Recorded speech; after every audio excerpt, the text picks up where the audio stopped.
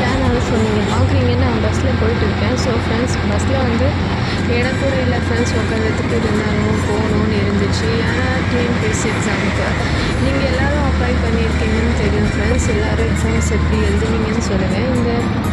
எனக்கு ரொம்ப டஃப்பாக இருந்துச்சு ஃப்ரெண்ட்ஸ். ஸோ நான் அவ்வளோவும் என்ன சொல்கிறது டீப்பாக படிக்கல. அதுக்கப்புறம் இந்த காலேஜ் வந்து எண்டிங் மட்டும் தான் ஃப்ரெண்ட்ஸ் எடுத்தேன். எக்ஸாம் ஸ்டார்ட் பண்ணுற டைம் வந்து வீடியோ எடுக்க முடியல. ஏன்னா நான் ரொம்ப லேட்டாக போயிருந்தேன் காலேஜ்க்கே. அது வந்து எனக்கு இன்ஜினியரிங் காலேஜில் வந்துச்சு. உங்களுக்குலாம் என்ன காலேஜில் வந்துருக்குன்னு சொல்லிவிட்டு எனக்கு கமெண்ட் மறக்காமல் பண்ணுங்கள் ஃப்ரெண்ட்ஸ். ஸோ எல்லோரும் சீக்கிரமாக போயிட்டுருந்தாங்க.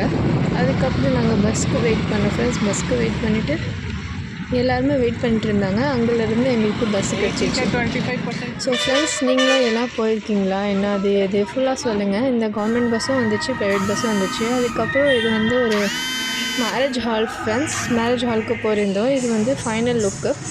உங்களுக்கு இந்த வீடியோ பிடிச்சிருந்தா லைக் ஷேர் சப்ஸ்கிரைப் கண்டிப்பாக பண்ணுங்கள். அப்புறம் இந்த மேரேஜ் ஹால் பற்றி கொஞ்சம் நீங்களும் சொல்லுங்கள் எப்படி இருக்குது என்னென்னு. ரிசப்ஷன் ஃப்ரெண்ட்ஸ், மேரேஜ் ஹால்ன்றதே இல்லை, ரிசப்ஷன் ஹால்.